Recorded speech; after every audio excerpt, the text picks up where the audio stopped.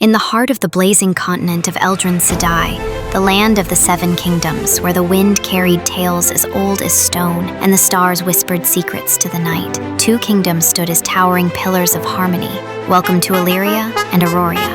Elyria, rugged, sun-scorched and carved from mountain and flame, its lands bore no mercy, only stone and fire. Yet beneath the cracked earth, veins of precious metal shimmered, waiting for the calloused hands of miners and smiths.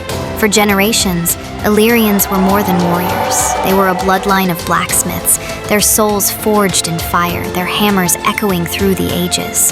To the west, beyond the golden dunes and sun-drenched plains, thrived Auroria, a kingdom of green majesty and endless coastlines. Here, forests stretched like oceans, rivers hummed ancient songs, and beneath the gentle hills, dark oil pulsed like a buried heartbeat. This was the lifeblood of Auroria, and under the wise and fierce rule of Queen Lysandra Veilwind. Bound by necessity, strengthened by loyalty, Elyria and Auroria shared more than trade. They shared destiny, oil for metal, metal for oil. Their peoples grew, their cities gleamed, and their banners flew side by side for centuries. But no bond is safe when the ground itself begins to hunger. At the edge of their border, in a rugged, forgotten stretch of no man's land, something ancient began to stir. A strange mineral glowing with a soft blue pulse broke the surface like a beating heart. It hissed when touched and sparked when struck. They named it Aetherstone. Not metal, not oil, something more. Aetherstone could power cities, collapse mountains, or make kings into gods, and so both kingdoms laid claim. Neither would yield.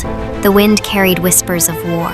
From the eastern deserts, Elyria summoned their age-old allies, Dravemere and Skalvorn, war-born and sand-tempered. From the fertile coastal lands, Auroria called upon Meridelle and Thalora, kingdoms of tide and storm, loyal through generations. And in the mist-veiled south stood the seventh realm, Pandora, neither of steel nor oil, but of beasts and roots. Their people farmed rare animals, cultivated sacred groves, and fed the continent in silence.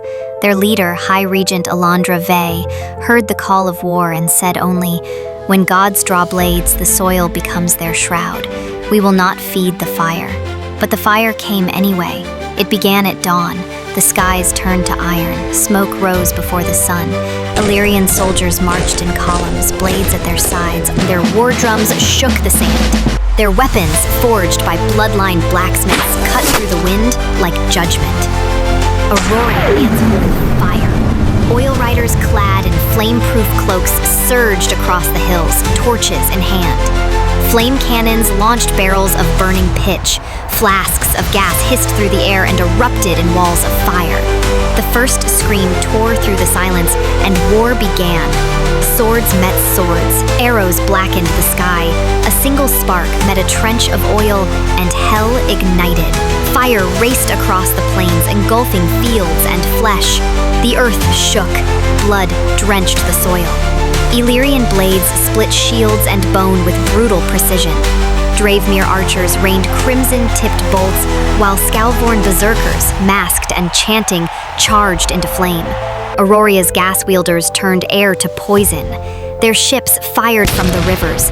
Forests ignited. Rivers hissed. It rained ash. The moon turned red. The sky cried black. Children screamed. The land howled. And amid it all, the Aetherstone field cracked, split, and vanished beneath bodies and flame. Villagers fled. Civilians from Elyria and Auroria escaped south to Pandora. The monks of the southern kingdom took them in, fed them, healed them, held them close. And while the north burned, Pandora endured.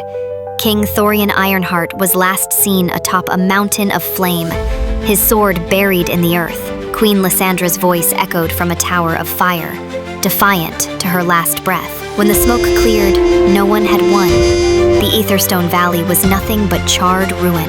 That cursed place became known as the Crimson Divide. Neither side dared return, and only one kingdom remained untouched, Pandora, still breathing beneath the southern trees. In its temples, orphans of the war, blacksmiths' sons and oil queens' daughters grew together under one sky. May the next war be remembered before it is begun.